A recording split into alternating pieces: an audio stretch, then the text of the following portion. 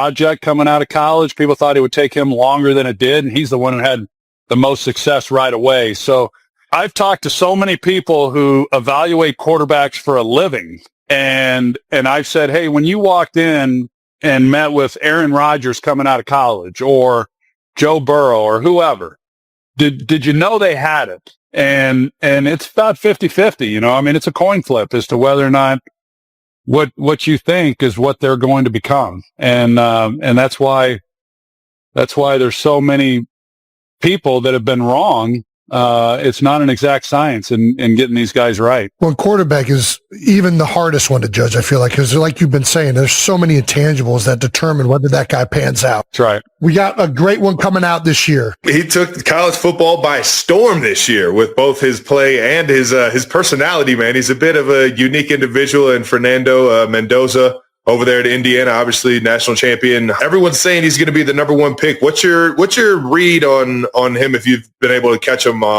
playing football? I haven't studied him. I've seen him play a little bit. You know, my college football viewing is really more or less the game's on, and I'm studying, preparing for our broadcast or whatever, and so it's more background noise. So I don't really study him too hard. A big fan of what he's been able to do. A big fan of that university, for that matter, and what Curt Cignetti accomplished. I mean, it's just remarkable. I mean, it just blows me away. Speaking of him, not to avoid your question, but they played UCLA a year ago, week 3. I'm home on a Saturday. They're UCLA, Indiana at the Rose Bowl. And they start talking about Curt Cignetti, and I'd never heard of him before. And they say he came from James Madison. They go through his whole thing. They played the soundbite of, you know, all I do is win, Google me. And so I got so locked in, like that's when television worked, you know, like it hooked me, and I was locked in on this game. And it wasn't because of UCLA. It was because, man, I want to know more about this Curt Cignetti. This old ball coach, man. And I'm watching his team play, and you could tell they were just so well coached. You know, they'd catch the football. They're 3 yards short of the first down, but the guy immediately catches it, knifes up the field, picks up the first down. I'm like, man, these guys, they've been well coached. So I've been following them ever since. And so I'm a huge fan of what he's done. Now, Mendoza, I will say, I was just having this conversation with someone else that every year there is a best quarterback in the draft, right? There's always a best quarterback, but it doesn't mean that every year there's a franchise quarterback in the draft. And I think that that's what, and I'm not suggesting that Mendoza is not a franchise quarterback at all. I'm just saying that, you know, that's what has to be evaluated. Is he the first overall pick? Should he maybe not be the first overall pick? It's just that, as we've talked about, the league is so starved for quarterbacks. And if you're one of those teams that needs one, man, they all look like franchise quarterbacks. You know, you talk yourself into it real quick. That's right. So I like him. I like his accuracy. I like, man, tough. He's played in big games. He's shown it on big stage. I think there's a lot to be said for that. And now it's a matter of, can he get to the right place? Is Vegas that place where he can really excel? It's easy to say, yeah, because Tom Brady's an owner and he's got a vested interest and he's going to be right there, but he's not going to be right there, you know, and there's a lot that is happening within that organization. So, but I like the young man, and I'll be pulling for him. I pull for all these guys to play well. I'll be pulling for him when he gets his chance. That's awesome. Yeah, absolutely. Thank you to our partner, Liquid IV. When it comes to travel, I love a good road trip or discovering the best food spot in the city. Yep, that's right. You're driving through some random town, see a line out the door at any tiny place, and you just know you got to try it. You know it's going to be good. Next thing you know, you're telling everybody about the best tacos you've ever had. And those unplanned detours, well, that's what it's all about. And Liquid IV is the best road trip travel partner to stay hydrated throughout those trips. Just one stick in 16 ounces of water hydrates faster than water alone with an optimized ratio of electrolytes, essential vitamins, and clinically tested nutrients that Liquid IV dubs Hydroscience. It turns ordinary water into extraordinary hydration and comes in delicious flavors like lemon lime, popsicle firecracker, and white peach. Stay hydrated for every adventure with on-the-go hydration from Liquid IV. Tear, pour, live more. Go to liquidiv.com and get 20% off your first purchase with code NEWHEIGHTS at checkout. Thank you to our partner, Lionsgate. Michael It's my middle name. So something pretty incredible is hitting theaters on April 24th. It's called Michael, the new biopic about Michael Jackson. And here's what makes it incredible. Jafar Jackson, Michael's actual nephew, is playing him in the film. This is incredible. This isn't just about the greatest hits or the iconic dance moves. This goes deeper. It's the real story of how someone became a legend. The journey behind the music that changed the world. Michael hits theaters April 24th. And honestly, this is one that you're going to want to see on the big screen. Head to your favorite theater's website and grab your tickets now. The Michael Jackson biopic, only in theaters April 24th. Thank you to our sponsor, Allstate. Checking Allstate first could save you hundreds on car insurance. That's smart. Not checking the street signs before parking the car. That'll get you a ticket. The only trip you're taking in that instance is to the tow lot. That's right. Yeah, checking first is smart. So check Allstate first for a quote that could save you hundreds. You're in good hands with Allstate. Potential savings vary, subject to terms, conditions, and availability. Allstate North American Insurance Company and affiliates, Northbrook, Illinois. Let's get to this segment right here. We call it Get Off My Turf. Get off my turf! We need to narrow these field goals. It's too easy to kick field goals now. I'm also out on these touch screens on the walls. I'm out on that too. I am out on that too. Oh, I want a smart house. What the is wrong with morons? Get off my turf. Get off my turf!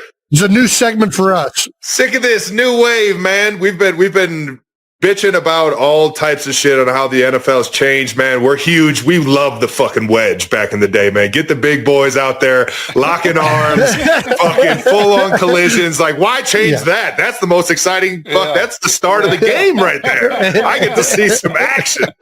The wedge. I haven't heard the wedge. You're talking to two wedge guys right here. We fucking love that shit. Crackback blocks being legal, defenseless receiver rules, man. I just watched the doc and Michael Irvin is just out here just enjoying every single lick he's taken over the middle, man. I'm just becoming more and more of a beast every time he catches one, man.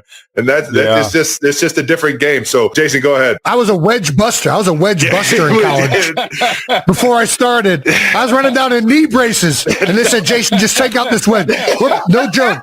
No joke. Me and Ricardo Matthews, a D lineman that played in the league for a long time, they said, we could get down there faster than anybody anyways. I'm like, hey, UCF had a really good kickoff. Like, hey, guys, just go down there and take the wedge out. They do all middle returns. It'll be great. We go down there. We blow this 4-man wedge up. It goes 106 yards to the house down the sideline. All right, let's reevaluate this. Maybe have some savvy. Maybe get to the ball. Yeah. All right, Troy, you would have fucking loved to see this dude running down because it was in his transition. You heard him say knee braces. Yeah, well, that's what I was going to say. I would have loved to have seen him not only run down the field, but run down the field in knee braces. That's right. He had just made the transition over to the offensive line. It was the rule that all linemen needed to wear knee braces. So he had this big old, it was like he had a yoga ball on his waist, man. He had this big old gut because he was trying to gain weight to play O-line, had the knee braces on, but still had like that linebacker athleticism a little bit. Not quite. Nothing in that belly more than beer and Subway, man. It was hilarious, man. But he was a baller. We're going to give you 40 seconds, Troy. Air out any complaint you have with the modern game of football.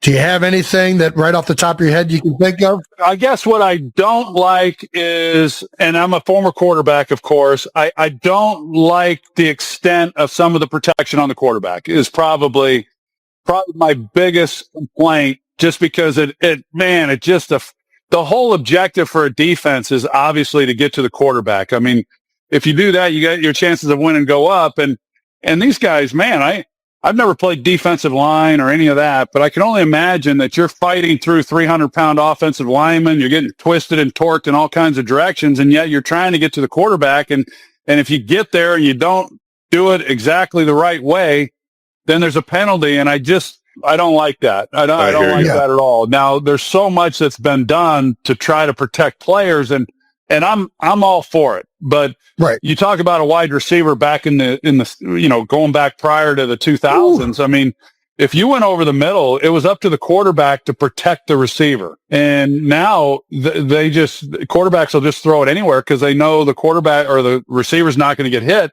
And what I see a number of times is defenders, they don't know how to play it. Like they're caught in no man's land. They don't know whether to try to make a play on the ball. Just just try to tackle the receiver. I feel bad for the players, the gladiators that are in the arena. They don't really want the protection. The players are the ones always saying, "Hey, we're good. Let us play." I signed the contract. I'm good. I'm ready. I agreed to this. That's right. So that's what's kind of different and odd about the whole thing. Couldn't agree more. Yeah, I don't want to be the get off, whatever the segment's called, the get off my lawn guy. Get off my lawn. You don't want to be that? All right. We'll be those guys. Thank you for playing along, though. We'll get you out of here after this last segment, man. We always end it with a little bit of we got to ask, but you can clearly not answer. You can just tell us to fuck off, Troy. But we got to ask these questions. I got to ask the first one. I got to. Because this is the most impressive highlight I've ever seen in the NFL. Is Larry Allen chasing down that interception the most impressive thing athletically you've ever seen in the NFL? Probably. I mean, this guy insane. I've seen the clip you're talking about, and I remember the play like it was yesterday, and yet he was so athletic that I didn't think anything of it at the time that it happened. Just a regular. Yeah, it was just like, oh, nice. Larry got to him before I did. Okay. I was pissed that it was an interception, but. Right. Then I see the clip, and you're like, "Whoa!" I mean, he was a freak, and he was the quietest, shyest guy in the locker room. Oh my gosh! I mean, he wouldn't say two words. I mean, he was so shy. Silent assassin, man. And he'd get on the field, and he would just destroy people. I mean, it was. I love it. He was amazing. I think of that clip. I think of that. What did he put up on the bench press at the Pro Bowl the one year? It was like some absurd number. Yeah, I might have been 800 pounds or something. It was after I had retired that he did that, and just a gentle giant. I mean, God rest his soul. He passed a few years ago, but I'd reached out to him. I'd heard he was struggling a little bit, and he was just a gentle giant. I mean, just an incredible. His son went to Harvard or Yale. Played football. I mean, he was a family man, raised great kids. Everything he did, he invested back into his family. The words GOAT gets thrown around a lot, greatest of all time and all that. I mean, there's a lot of great linemen, and I'd put a lot of others on par with him, but I wouldn't say anyone that's ever played's been better than him. I know that, and loved having him as a teammate as well. Yeah, baby. Close friend of mine, Andy Reid, says that he maybe have called you in 2002. Yeah. While you were on the Fox broadcast to see if you maybe be interested in playing for the Philadelphia Eagles. That's right. We were at Old Jack Murphy Stadium. I was in the 3-man booth with Collinsworth and Joe Buck, and we had just done a game break that Donovan McNabb had just broke his leg. And the Eagles were playing really well. They were number one in the NFC at the time. It was midseason. We're getting ready to go to halftime, and my producer, Richie Zion, says, "Hey, I've got a number that I need you to call at halftime," which he had never done. And I was in my third year in the middle of a broadcast. This is crazy. And I'm trying to call from the booth at halftime, and there's no cell service. So I walk out onto the concourse, because this was an old stadium. It was Old Jack Murphy. Yeah. So I'm out on the concourse. Fans are walking by. Of course, they're like, "Hey, F you, Aikman, Cowboys blow." I said, "Hey." He says, "Hey, it's Andy." And I said, "Andy Reid?" He said, "Yeah." And he says, "You heard what happened, didn't you?" And I said, "Yeah, we just did a game break on it." And he goes, "Well, I want to talk to you." I said, "Andy, I'm in the middle of a broadcast." And he said, "I know you are." He said, "I need you to call me after the game." And I said, "All right." So I called him after the game, and he was selling me on why I should come out of retirement and go sign with the Eagles and play for them. They were playing Monday night. The following game was on Monday night against the 49ers. And Ty Detmer was I decided, obviously I didn't do it. I said I didn't go. You didn't pull the old man Rivers? I was on my way up to Montecito, Santa Barbara after that game, and I'm driving up, and I said I can either keep on going north and enjoy a week in Montecito, or I'm going to be on a plane in a blizzard in Philadelphia, and Detmer goes down the very next week. He gets hurt against 49ers. A.J. Feely takes over. He wins 5 straight games. McNabb comes back from his injury. finishes out the season, and the Eagles went to the NFC Championship game that year. So it wound up being still an amazing year for him. There you go. That's wild. But what a fun story, man. That's crazy. I can only imagine trying to be on the main concourse while fans are yelling at you. It's like, this is Andy? Oh, man, that's too funny. Speaking of Philly, do you have any favorite stories from playing in Philly? I know they're good on defense now, but back when I played, it didn't matter if it was Buddy Ryan, Bud Carson, Ray Rhodes. I mean, it didn't matter who their defensive coordinator was. They beat the dog shit out of quarterbacks. I mean, it was 91, they were number one against the run, number one against the pass, number one overall. They were knocking quarterbacks out every week. And my first game against them, I didn't know a lot about them my rookie year. Our first game was on Thanksgiving in Dallas. And at the end of that game, and that was the year, obviously, we weren't very good. And at the end of that game, they x-rayed both shoulders, both knees, my elbow. I thought I had broken bones through my whole body. We had to play the Eagles 2 weeks later, and after they x-rayed me after the game, they said, "Yeah, no, everything's good." I said, "Everything's good." What? And I had to go back 2 weeks later and play against these animals. I mean, they were brutal, relentless. And that was a game they were throwing. They had the snowballs with batteries, and they were. I didn't take my helmet off. The Santa Claus throwing snowballs at him on his little tricycle. I mean, that stuff was real. That's amazing. Yeah, man. Yeah, So they were good. I remember we were sitting around at a round table one off season. It was me, Favre, Elway, and I think Warren Moon. And they asked us where our least favorite place to play was, our toughest place to play. And they get to me, and I said Philadelphia. I mean, it was hands down. Philadelphia's the worst place to play. And Favre, and they go to Favre, and Favre says Philadelphia. And I said, "What do you know about Philadelphia?" When have you? He had only played there one time in his career, and it was like 4 years earlier. I said, "I got to go there every year." These guys are. I mean, that defense was they were so good. I mean, Reggie and Clyde Simmons and. The list goes on and on. Seth Joyner, Eric Allen. I mean, they were just dominant. We got a running joke on here that an average fan couldn't get a single yard in the NFL. But with the guy as much football knowledge accumulated as Joe Buck, could Joe Buck get a yard in the NFL? Get a yard doing what? Running the ball? Running the ball. Yeah. Or out wide, catching a nice slant. However, there is no chance. None. In fact, Joe played football. He broke his neck playing, when he was in high school. What? Broke his neck? Yeah, I didn't know this. Broke his neck playing football. Get with the giggle is hilarious. Joe would not only not get a yard, he might not get up. I mean, come on. Are you serious? My bad, Joe. I set Joe up for failure right there. Who's a better actor, you and Jerry Maguire or Jerry Jones and Landman? Jerry Jones and Landman. Did he not crush that? It's so fitting. Dude, that scene in the hospital is unreal. I've had a lot of meetings with Jerry over the years. I've had a lot of great conversations with him about his past. And, when he gets into talking about some of the things that he's lived through and that he's done, it's pretty fascinating. And so I've heard variations of basically that story that he told in Landman. And so Joe and I were talking about it, Joe Buck, and he was saying, "Hey, did you see it?" And I said, "Yeah, I saw it. It was phenomenal." I said, "But I've heard him basically tell that story." I said, "He wasn't acting. That's Jerry. I mean, that's Jerry telling the story." And Joe made a great point. He says, "No, I hear you. I hear you that it's his story and all that, but he told it in a sound studio in front of 40 people with cameras and lights and an audience, and he sold it."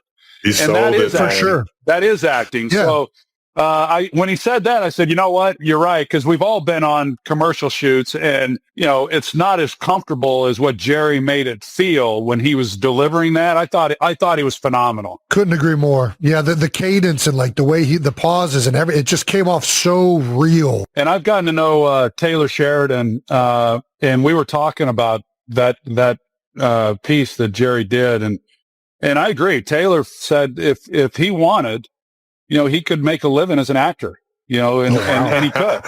Nice.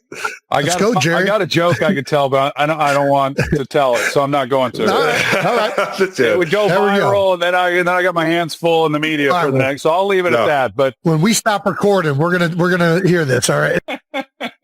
Yeah. Using a former teammate to fill in the blank. People forget that blank was a problem. Using a former teammate to fill in the blank, that blank was a problem.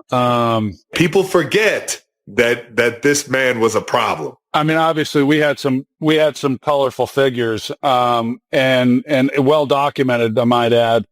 But the thing that, there's a lot of people who point to Michael, and it was in the documentary of all the things that he went through, and dealt with in his personal life and away from the field.